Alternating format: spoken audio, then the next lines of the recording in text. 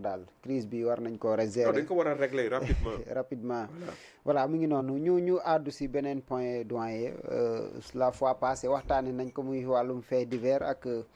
les 12 présumés homosexuels yi nga xamante ni arrêté woon nañ leen. démb aussi am na 13e boo xamante ne nii arrêté nañ ko moom itam gannaaw ay exploitation yoo xam ne def nañ ko sur son téléphone portable mu di ay vidéo ak ba tey ki nga xamante ni mooy animateur bi di Pape Cheikh Diallo mbir mi daanaka am na beneen tournure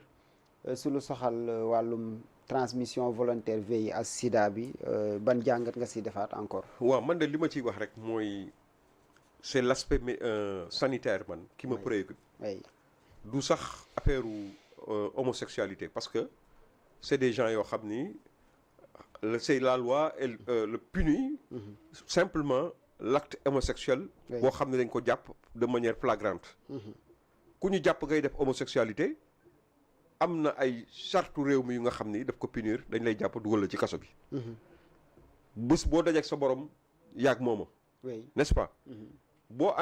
leen amee seen feebar sax ngeen nekk ci seen biir ngeen wàllante ko seen affaire la mais su fekkee da ngeen jël am feebar bu mel noonu di seet ay couches vulnérables yu mel ni ki ay taalibe ay xale yu ndaw yoo xam ne xamuñu dara ci jàng rek la ñu toll nga leen di corrompre ba dugal leen ci situation yu mel noonu ba di leen ci wàll di def pédophilie ak ñoom mais loolu moom un acte lu gën a criminel loolu amul ci àddina ndegam da nga koy def ak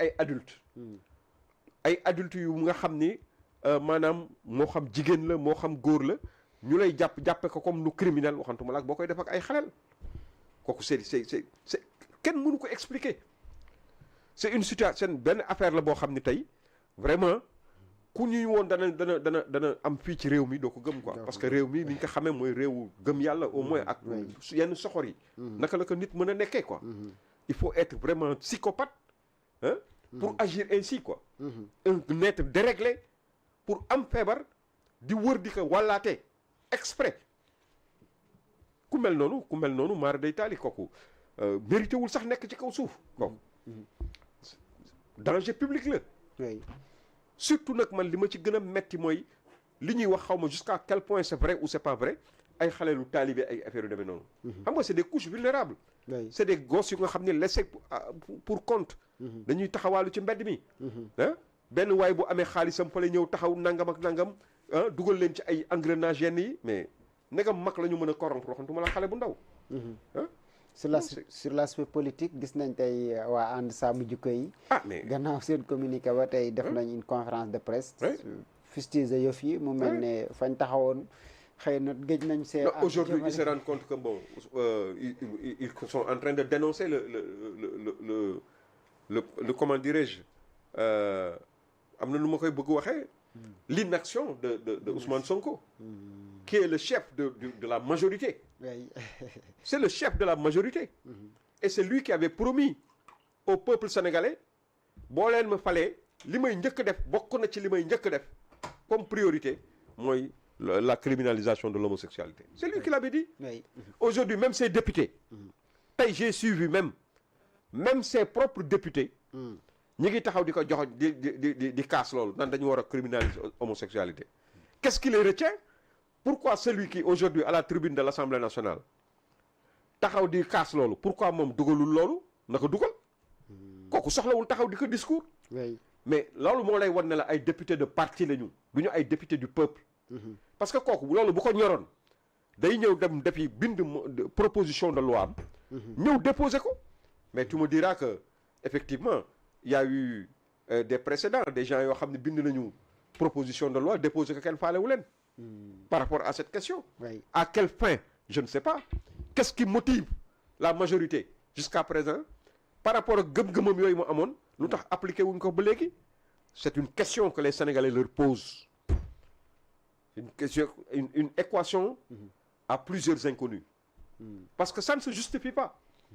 quand tu dis amul du xam nga bu doon sax li leen dal ci wàllu économie la nga mën a wax ni gars yi téye seen xaalis wala lii dëkk bi nangam ak nangam mais lii c'est une question de volonté politique c'est tout très bien il suffit de vouloir pour le faire vous avez 130 députés un seul d'entre eux ne porte affaire bi ñëpp ànd ci mu daal di sotti ñu ni l'homosexualité est criminalisée au Sénégal mais dafa mel ni ñemee wuñ ko def ñoom. Qu'est-ce qui les retient?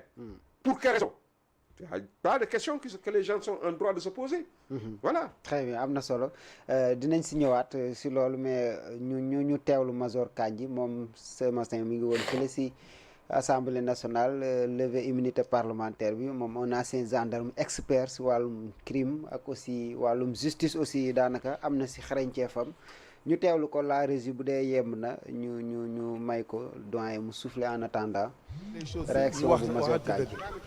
ki away harcèlement la xam nga harcèlement parce que droit dafa am logique dafa am procédure pénale am code pénal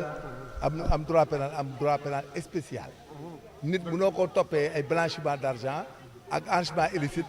ngay wax naan dafay dépenser dafay naka bu dee am nga lu wóor bu dee loolu wóorul na la li nga téye woon ci bu njëkk bi moom ngay continuer téye muy benn pornographie y a pas de pornographie tant que publier wuñ ko en public wala nga def ko nag góor gu mu neex nga ànd ak sa jabar sax guddi di xool donc loolu c'est des allégations mal fondées dénuées de tout fondement portable bi ñuy wax c'est la faute de l'administration pénitentiaire seen problème la ñoom et c'est la faute de l'administration pénitentiaire nañ ko régler foofu Farba boo ko fekkee ci néegam ne ko mën ngaa woote il a été autorisé d'appeler donc amul benn grief boo xam ne ministre de la justice bi mën na ko lever sur le plan du droit pour mën a poursuivre Farba Ngom c'est de l'illégalité et si le détenu pour ces motifs la détention est arbitraire c'est un crime de forfaiture léegi nag nous sommes dans un pays boo xam ne droit amatu fi droit n'est plus dit parce que même le procureur s'est fait du droit maintenant dañ koy attaquer donc dara desatul léegi ñoom sax dañuy attaquer procureur bi attaquer magistrat yi attaquer tout le monde mais seen arme bi du jàll parce que bu ñu seetee ne lépp luy tax APR jëlaat nguur gi ci réew mi moom la ñuy jéem a téye danañ sonn parce que kenn ku nekk ci ñun mën na jël nguur gi ci ñoom parce que ñetti attaque nii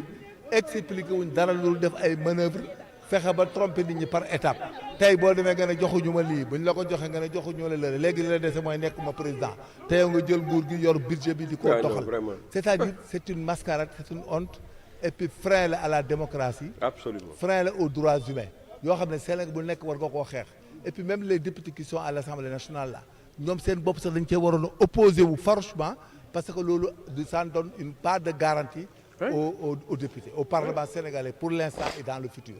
mais la détention de Farba retenez que c'est un crime de forfaiture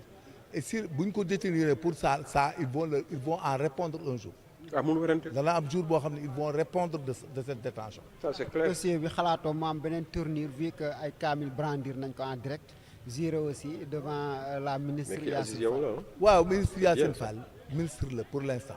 s'il y a un crime de forfaiture tous ceux qui ont posé des actes un jour vont répondre déggoo li ma wax ci français c'est-à-dire ëllëg ak si biir képp ku téye Farba ci lu illégal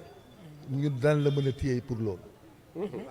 c'est clair et net bu ñu yaakaar ne day jeex nii danañ yeewu suba te ñu leen téye te boobooy gën a garaaw parce que